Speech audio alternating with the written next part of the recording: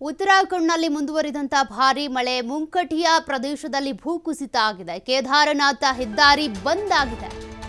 ಗುಡ್ಡದಿಂದ ನಿರಂತರವಾಗಿ ಕಲ್ಲು ಮಣ್ಣು ಕುಸಿತ ಆಗ್ತಾ ಇದೆ. ಹೀಗಾಗಿ ದಾರಿಯನ್ನ ಬಂದ್ ಮಾಡಲಾಗಿದೆ. ಕೇದಾರನಾಥ ಹೆದ್ದಾರಿ ಬಂದ್ ಆಗಿದೆ. ಸದ್ಯ ಗುಡ್ಡದಿಂದ ಕಲ್ಲು ಮಣ್ಣು ಕುಸಿತ ಆಗ್ತಾನೆ ಇದೆ. ಪ್ರಯಾಣಿಕರ ಸುರಕ್ಷಿತಾ ಕ್ರಮವಾಗಿ ಮುನ್ನೆಚ್ಚರಿಕೆ ವಹಿಸಿರೋದು ಅಧಿಕಾರಿಗಳು. ಕೇದಾರನಾಥ ಹೆದ್ದಾರಿಯಲ್ಲಿ ಪ್ರಯಾಣಿಕರು ಸಂಚಾರ ಮಾಡಬಾರದು ಅಂತ ಹೆದ್ದಾರಿ ಸ್ಥಗಿತಗೊಳಿಸಲಾಗಿದೆ.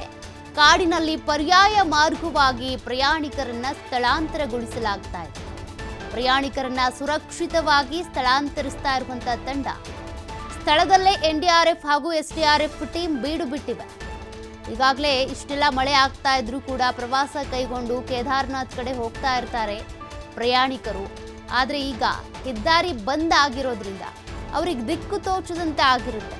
ಹಾಗಾಗಿ ಅವರನ್ನ ಕಾಡು ದಾರಿಯ ಮೂಲಕ ಸ್ಥಳಾಂತರಗೊಳಿಸುವಂಥ ಕೆಲಸವನ್ನ ಎನ್ಡಿಆರ್ಎಫ್ ಹಾಗೂ ಎಸ್ಡಿಆರ್ಎಫ್ ತಂಡಗಳು ಮಾಡ್ತಾ ಇವೆ.